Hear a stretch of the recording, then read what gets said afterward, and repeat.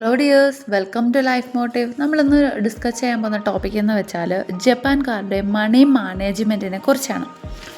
ജീവിതത്തിൽ പണം എത്ര സമ്പാദിച്ചാലും ഒന്നും കയ്യിൽ നിൽക്കാത്ത അവസ്ഥയാണോ നിങ്ങൾക്ക്? എന്നാൽ ജപ്പാനിലെ ആളുകളുടെ മണി മാനേജ്മെൻറ്റ് വളരെ വ്യത്യസ്തമാണ്. ജപ്പാൻകാരുടെ ഒരു വിശ്വാസം എന്നത് നാം പണം എങ്ങനെ ചെലവാക്കുന്നു എന്നതാണ്, അല്ലാതെ കൂടുതൽ പണം സമ്പാദിക്കുന്നതിലല്ല. അതുകൊണ്ട് അവർ അനാവശ്യമായ ചിലവുകളെ ഒഴിവാക്കുന്നു, സന്തോഷത്തോടെയും സമാധാനത്തോടെയും ജീവിക്കുന്നു. അവരുടെ ഒരു ശൈലി എന്നത് അവർ ഓരോ ദിവസവും എത്ര രൂപ സമ്പാദിച്ചു, എത്ര രൂപ ചിലവാക്കി എന്നിവയെക്കുറിച്ച് ഒരു ബുക്കിൽ എഴുതി വയ്ക്കുന്നു. ഇതിലൂടെ നമുക്ക് വരുന്ന അനാവശ്യ ചിലവുകളെ കണ്ടെത്താൻ സഹായിക്കുന്നു. നമുക്കുണ്ടാവുന്ന ചിലവുകളെ എങ്ങനെയാണ് നാം നിയന്ത്രിക്കേണ്ടതെന്ന് നോക്കാം. ഈ പറഞ്ഞ രീതിയിൽ നിങ്ങൾക്കൊരു 1 മന്ത് അല്ലെങ്കിൽ 7 വീക്ക് എന്നിവയിലുണ്ടാകുന്ന ചിലവുകളെ ഒരു ബുക്കിൽ എഴുതി വയ്ക്കുന്നതിലൂടെ അനാവശ്യ ചിലവുകളെ നിയന്ത്രിക്കാൻ സാധിക്കുന്നു. മണി മാനേജ്മെൻറ്റ് കറക്റ്റ് ആവുകയും ചെയ്യുന്നു. ഇതിലൂടെ ലൈഫിൽ വളരെ മാറ്റങ്ങൾ ഉണ്ടാകുന്നു. അതുപോലെ തന്നെ ജപ്പാൻകാർ പിന്തുടരുന്ന മറ്റൊരു ശീലമാണ് ഷോപ്പിങ്ങിന് പോകുന്നതിന് മുന്നേ ഒരു ലിസ്റ്റ് തയ്യാറാക്കി വയ്ക്കുന്നു. ആവശ്യമുള്ളവ മാത്രം അവർ പർച്ചേസ് ചെയ്യാൻ ശ്രമിക്കുന്നു. നമ്മൾ ഷോപ്പിങ്ങിന് പോകുന്ന സമയത്ത് അവിടെ ഒരുപാട് സാധനങ്ങളൊക്കെ ഉണ്ടാവും. നമുക്ക് തോന്നും ഇതൊക്കെ ആവശ്യമാണെന്ന് കരുതി നമ്മൾ അത് ചെറിയ എമൗണ്ടിലുള്ളവയല്ലേ എന്ന് കരുതി പർച്ചേസ് ചെയ്യുന്നു. എന്നാൽ ബില്ല് വരുമ്പോഴോ ഒരു ഹ്യൂജ് എമൗണ്ട് കൊടുക്കേണ്ടി വരുന്നു. കൂടുതൽ സാധനങ്ങൾ വാങ്ങിക്കൊടുക്കുന്നതിലൂടെ വീട്ടിലും സ്പേസ് ഇല്ലാതാകുന്നു. അതുകൊണ്ട് ആവശ്യമായവ മാത്രം പർച്ചേസ് ചെയ്യുക, മിനിമലിസം ഫോളോ ചെയ്യുക എന്നതാണ്. ജപ്പാൻകാരുടെ മറ്റൊരു ശീലമാണ് അവരുടെ കയ്യിലുള്ള സാധനങ്ങളെ നന്നായി സൂക്ഷിക്കുകയും റിപ്പയർ ചെയ്ത് ഉപയോഗിക്കാൻ ശീലിക്കുക എന്നതും. അതിലൂടെ ചെറിയ കേടുപാടുള്ള സാധനങ്ങളെ അവർ കൂടുതൽ ഭംഗിയായി കൂടുതൽ കാലം സൂക്ഷിക്കുന്നു. എക്സാമ്പിളായിട്ട് ഒരു ബ്യൂട്ടിഫുൾ ആയിട്ടുള്ള പ്ലാന്റിൻ്റെ പോട്ട് പൊട്ടിപ്പോയെന്ന് വയ്ക്കുക. അവർ അതിനെ എടുത്ത് ചേർത്ത് വെച്ച ശേഷം ആ പൊട്ടലുള്ള ഭാഗത്തെല്ലാം ഗ്ലേസിംഗ് ഉള്ള ഗോൾഡൻ പെയിൻറ്റുകൾ അടിക്കുന്നു. അതിലൂടെ അത് പുതിയ രൂപത്തിലുള്ളൊരു പ്ലാന്റ് പോട്ടായി മാറുന്നു. അതുകൊണ്ട് അതിനെ വാല്യൂ ഉള്ളതാക്കി മാറ്റുന്നു. ഉള്ളതിൽ അവർ സംതൃപ്തി ചെയ്ത് ജീവിക്കുന്നു. അതിലൂടെ അവർക്ക് സന്തോഷം കണ്ടെത്താൻ ശ്രമിക്കുന്നു. നെക്സ്റ്റ് എന്ന് പറയുന്നതാണ് ഇക്കിഗായ് എന്നത്. ഇക്കിഗായ് എന്നാൽ നമുക്ക് ജീവിക്കാൻ ഒരു കാരണം ഉണ്ടായിരിക്കുക എന്നതാണ്.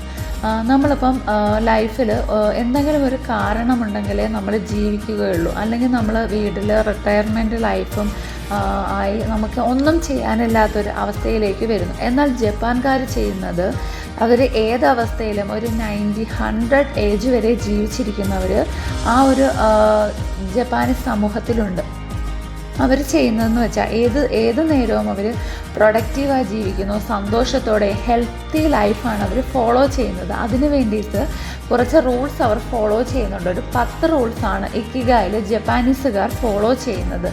അതിൽ ഒന്നാമത്തേതെന്ന് പറയുന്നത്, അവർ ഉള്ള കാര്യങ്ങളിൽ സംതൃപ്തനാവുന്നു, ചെറിയ ചെറിയ കാര്യങ്ങൾ സന്തോഷം കൊണ്ടിരുന്നു. അതുപോലെ ഒരു 80% ഭാഗം മാത്രമേ അവരുടെ അവർ ഫില്ല് ചെയ്യുന്നുള്ളൂ. അവർ എല്ലാ ഫുഡും കഴിക്കുന്നു, ജങ്ക് ഫുഡും അല്ലാത്ത ഫുഡും എല്ലാം കഴിക്കുന്നുണ്ട്. എന്നാൽ അവർ 80% മാത്രമേ കഴിക്കുന്നുള്ളൂ. നമ്മളെപ്പോലെ വയറ് ഫില്ലാകുന്നതുവരെ അവർ ആഹാരം കഴിക്കുകയില്ല. അതുപോലെ അവർക്ക് വലിയ വർക്കൗട്ടുകളൊന്നും ചെയ്യേണ്ടി വരുന്നില്ല. അവർ ജിമ്മിൽ പോകുന്നില്ല. കാരണം എന്ന് വെച്ചാൽ അവർ ഡെയിലി എന്നും നടക്കാൻ പോകുന്നു. എന്തെങ്കിലും ഒരു കാര്യം ചെയ്യാനായിട്ട് അവർ പുറത്തേക്ക് പോകുന്നുണ്ട്. ട്രാൻസ്പോർട്ടേഷൻ ഒഴിവാക്കിയ ശേഷം അവർ ഒരുപാട് ദൂരെയെല്ലാം നടന്നാണ് പോയിക്കൊണ്ടിരിക്കുന്നത്. അതുകൊണ്ട് തന്നെ അവർക്ക് ജിമ്മിൽ പോയി വർക്കൗട്ട് ചെയ്യേണ്ട ആവശ്യമൊന്നും വരുന്നില്ല. അതുപോലെ തന്നെ അവർ ഹെൽത്തി ആയിട്ടുള്ളൊരു ലൈഫ് സ്റ്റൈലാണ് ഫോളോ ചെയ്യുന്നത്. ആഹാരം കഴിക്കുന്ന പാത്രത്തിൽ അവർ കൂടുതൽ കറികളും കുറച്ച് ചോറും മാത്രമേ ഉപയോഗിക്കുകയുള്ളൂ. ആഹാരം കഴിക്കാനായിട്ട് ചെറിയ പാത്രമാണ് അവർ യൂസ് ചെയ്യുന്നത്. ഇതുപോലുള്ള കുറച്ച് റൂൾസാണ് ഇക്കിഗായിൽ അവർ പറയുന്നത്.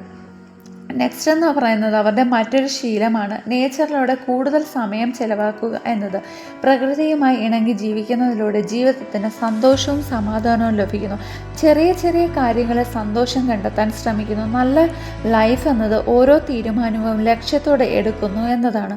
അനാവശ്യമായ ഷോപ്പിങ്ങുകളെല്ലാം അവർ മാറ്റിവെക്കുന്നു. ജീവിതത്തിലെ ആവശ്യം, അനാവശ്യം, അത്യാവശ്യം എന്നിവയെ മനസ്സിലാക്കി അവർ ജീവിക്കുന്നു.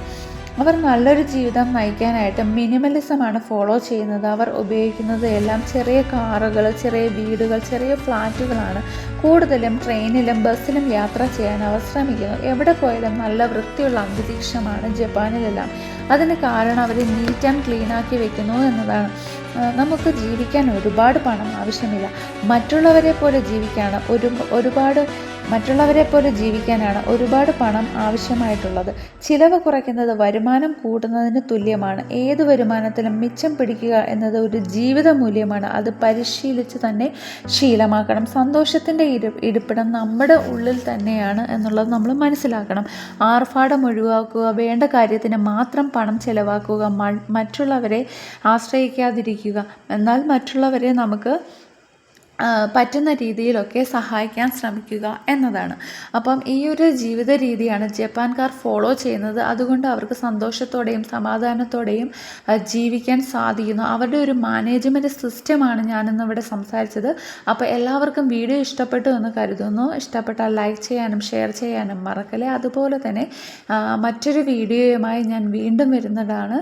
നിങ്ങൾക്ക് ഈ വീഡിയോ ഇഷ്ടപ്പെട്ടാൽ സബ്സ്ക്രൈബ് ചെയ്യാനും റിക്വസ്റ്റ് ചെയ്യുകയാണ്. അപ്പോൾ എല്ലാവർക്കും താങ്ക് യു ഫോർ വാച്ചിങ്.